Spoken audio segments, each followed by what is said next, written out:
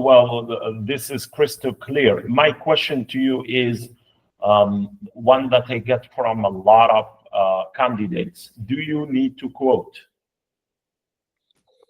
Yeah, this is a very the most asked frequent question that they have asked me right now. And sir, I'm gonna be honest here. It's yes, but not compulsory. What does this mean? And I'm gonna relate to my experience in this PhD contest. When it came to research methodology, yes, I cited. I used some citations, but when it came to didactics, I did not use anything. I didn't cite, I didn't quote, I didn't. So yeah, I simply relied on the logical deduction, general critique, and subjective practical examples related to me as an EFL teacher.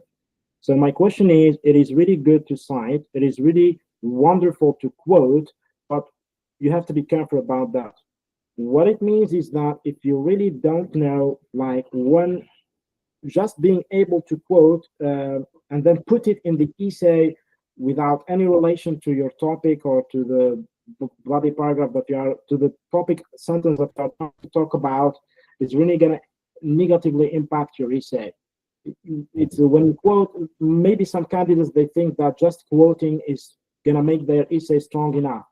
It really is under a set of circumstances, and these set of circumstances, one of them is that you really have to relate it to what you are talking about. It has to have like a specific, precise, and concise relationship to what you are trying to talk about. Another thing which can be quite difficult, or maybe it's tiring for the people to try and memorize all these quotes and who said them and the year, and probably sometimes even the page where they took. So for you, yeah, that's too much to have, and you don't know what the question is going to be about. Is it going to be about assessment? Going to be about theories?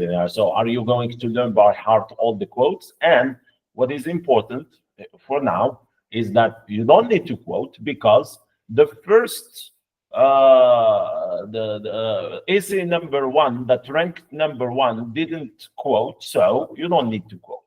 As simple as that.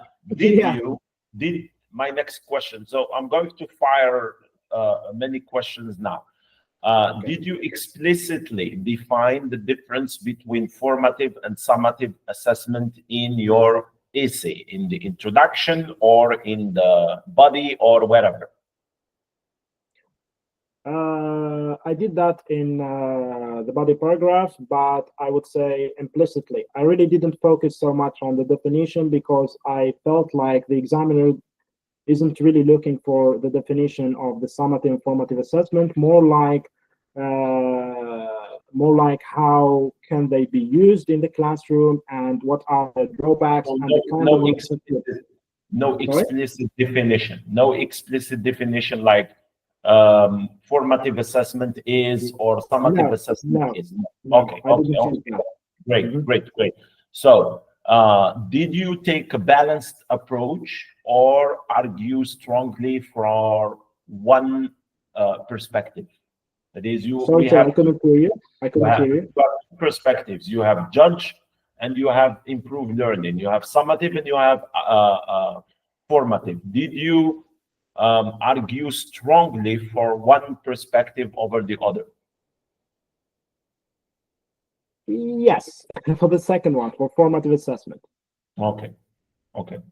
Now, I asked you before about the examples.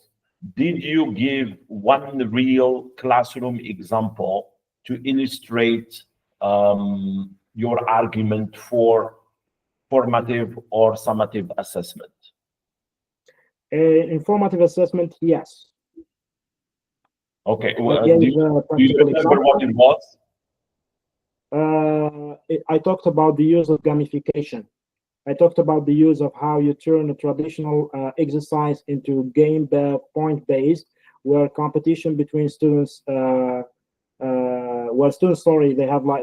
compete against each other, and how beneficial it is for their learning as a learning experience or for the learning process.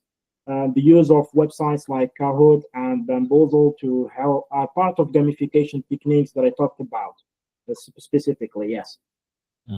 Did you quote, not in a sense of direct quote, but indirect quote, like just mention the ideas of theoreticians or people in the field of assessment or TFL in general? Did you, here we have the quote is from Dillon and Black, 1988.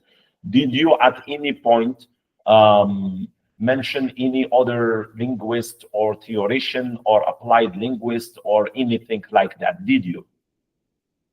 I only mentioned one. Who was it? Jeremy Harmer. Jeremy Harmer. And you mentioned that he was for summative assessment or formative assessment, or what did you mention him for? As part of your argument, or what was it for? Actually, for Jeremy Harmer, he opted like for having a complementary relationship between formative and summative assessment, rather than simply thinking of that of a competitor. Some people follow an approach of going from the weakest argument to the strongest argument. Now, what would you say was your strongest argument in the essay concerning this question? I would say my practical examples that talked about my experience as an EFL teacher. Okay, and in that particular strongest argument, what did you say? What evidence did you give that you think was the punchline? For me, I use that when talking about formative assessment. I provided this argument where I talked about a classroom that I teach. I still teach right now, where I use this technique called gamification and the feedback that I ask my students to provide at the end of the session, and it was a positive feedback. Okay, I see. Did you have time to write a conclusion? Yes, sir, I did have time. And you wrote the whole conclusion, no problem? Yes, no problem, yeah. So did you finish before time, on time, or after time? Some people finish 5 minutes after time, and the people they're responsible for the examination are like, come on, give me the paper, give it back to me. So I have seen that actually in the class where I passed the exam. For me, for research methodology,